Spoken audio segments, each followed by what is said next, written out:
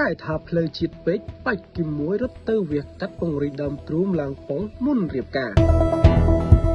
កុំអោយគេថាផ្លូវជាតិទៀតទីបំផុតតារាចម្រៀងកូនកាត់ចិនបាច់គីមួយសម្រាប់ចិត្តវាកាត់ពង្រីកដើមទ្រូងឡើងពងមុនរៀបចំមង្គលការថ្មីនេះតារាចម្រៀងបាច់គីមួយបានរត់ទៅហាងកែសម្ផស្សមួយកន្លែងដើម្បីឲ្យគ្រូពេទ្យជំនាញវាកាត់កែពង្រីកដើមទ្រូងបាច់គីមួយបាននិយាយថាពេលនេះដើមទ្រូងរបស់នាងធំដោយអ្វីដែលខ្លួនបងប្រាថ្នាហើយ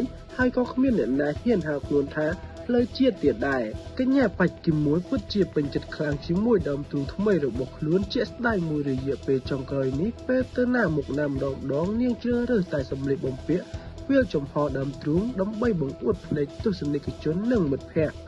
ស្របពេលដែលវាកាត់ពង្រីកដើមទ្រូងថ្មីនេះមានព័ត៌មានថាបាច់គីមួយនិងលោកសយរតនៈត្រៀមដឹកដៃគ្នាចូលរោងការក្នុងពេលឆាប់ខាងមុខនេះបន្ទាប់ពីភ្ជាប់ពាក្យនឹងគ្នាអស់រយៈពេលជាច្រើនឆ្នាំចំពោះរឿងមង្គលការបាច់គីមួយនៅតែនិយាយដដែលថានាងពុំទាន់មានគម្រោងរៀបការនៅឡើយនោះទេពីព្រោះចង់សន្សំលុយឲ្យបានច្រើនសិនគួររំលឹកផងដែរថាតារាចម្រៀងបាច់គីមួយនិងលោកសយរតនៈបានភ្ជាប់ពាក្យនឹងរស់នៅក្រោមដំបូលតែមួយអស់រយៈពេលជាច្រើនឆ្នាំមកហើយអ្នកទាំងពីរក៏មិនខ្វល់អ្វីពីមង្គលការដែរពីព្រោះចាស់ទុំទាំងសងការសុទ្ធតែបានដឹងឮអំពីរឿងនេះមិនថាបាច់គីមួយចង់ធ្វើអ្វីលោកសយរតនៈគ្រប់គ្រងនាងគ្រប់បែបយ៉ាងជាពិសេសរឿងកែនិងពង្រីកដើមទ្រូងជាដើម